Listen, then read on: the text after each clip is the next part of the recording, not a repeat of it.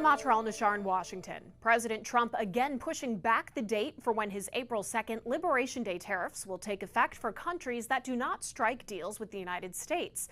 Stocks reacting negatively Monday to news of the president starting to issue letters to nations informing them they'll be subject to those tariffs.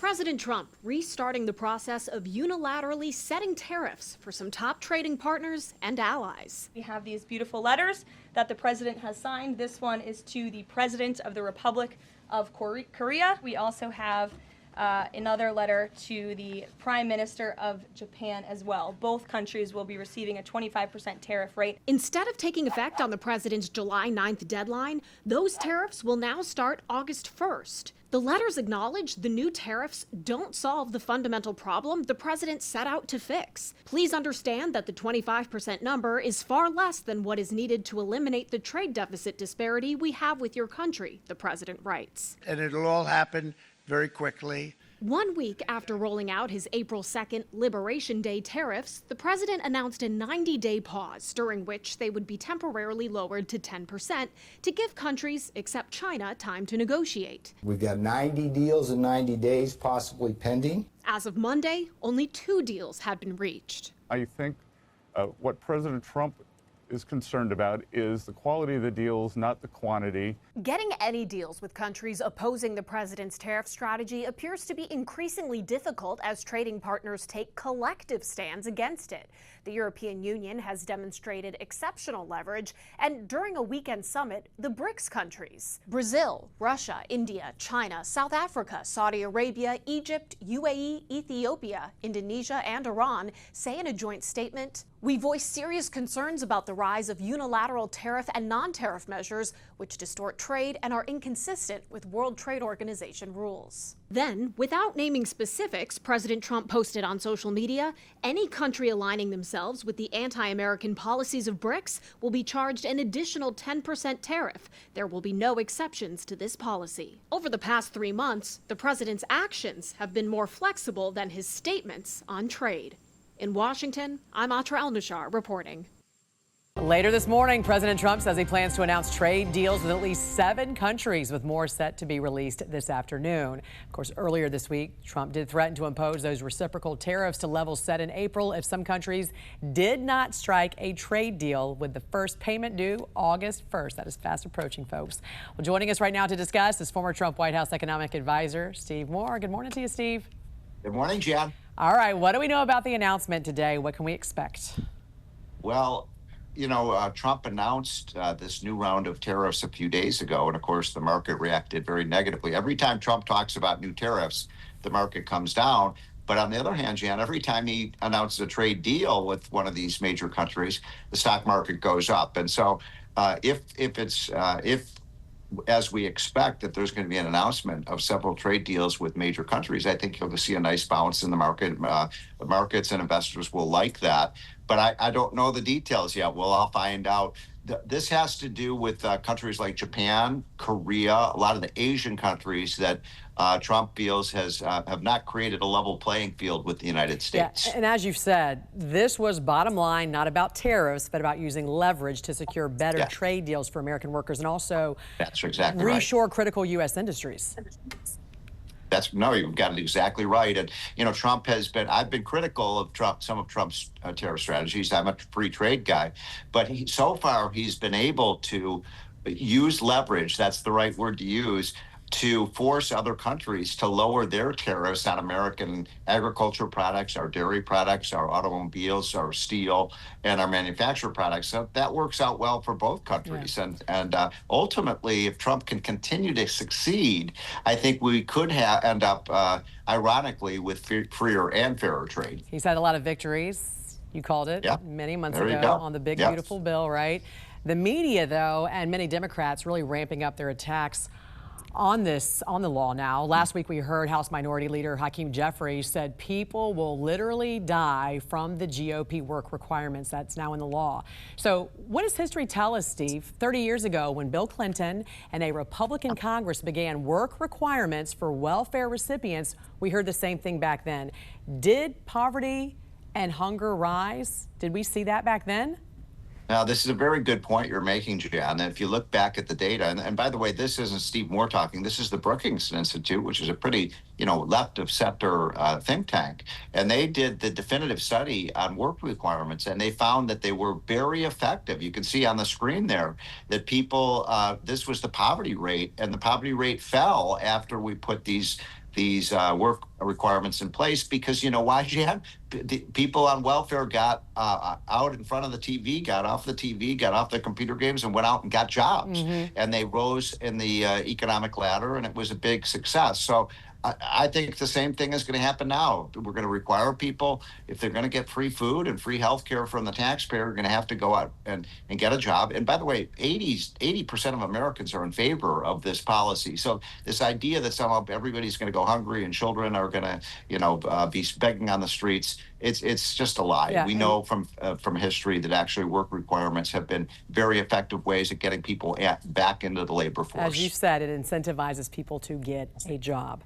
There you go. A moving company out with its report on the top 5 states residents are leaving the fastest. So let me get this straight here. We got New Jersey, Illinois, New York, California, and Massachusetts. Steve, what do all those states have in common, and where are these folks moving? So what they have in common clearly is these are the highest tax states in the country. You're talking about New Jersey, California, my home state of Illinois, New York, and it's sad to see these once great states really losing residents. And you know where they're going, Jan. They're going to Texas. They're going to where I'm today, Tennessee. They're going to states like Florida. And then the mountain states are doing very well too. Utah and West Virginia. Montana I saw West and Idaho Virginia. are the fastest growing states. So there's been a real migration out of those blue states into the red states. And this is important because we got a big mayor's race coming up in New York City, America's largest city, and you got a socialist who's running and saying he's going to raise taxes. I don't think that's the solution to New York's problems. It's going to be a wild one, that race right there. A lot to talk about coming up in the next few months. All right, former White House economic advisor Steve Moore, always great to see you. Have fun there in Nashville, Tennessee. Thanks for joining us. Thank you, Jan.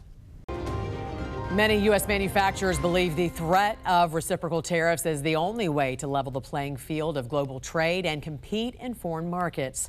As the president looks to boost production of aluminum and steel here in America, he announced he would double the tariffs on those products imported to the U.S. The CEO of Marlin Steel, Drew Greenblatt, joins us now with how this tariff roller coaster has affected his bottom line. Great to see you again, Drew. Thanks for joining us. Hello, good morning. Your company makes steel products, and you got plants in Maryland, Indiana, Michigan. So now that we've had some time with all this tariff talk, how are you feeling about it? We're very upbeat. This is a fair solution to something that's been an inequity to our factory workers for decades. I mean, for 30, 50 years, we've had a program where it's just not right what we're doing to the American factory worker. We're finally leveling the playing field. We're finally getting into a situation where companies that are bringing things in from overseas, using slave labor, using subsidized steel, using subsidized labor, they can't just dump it in America. And by doing that, you're going to create more American jobs. You're going to create a thriving middle class. You're going to restore communities back to where they used to be. It's about time. We've only built in America since I bought the company 28 years ago, and we only use American steel. It's the right thing to do.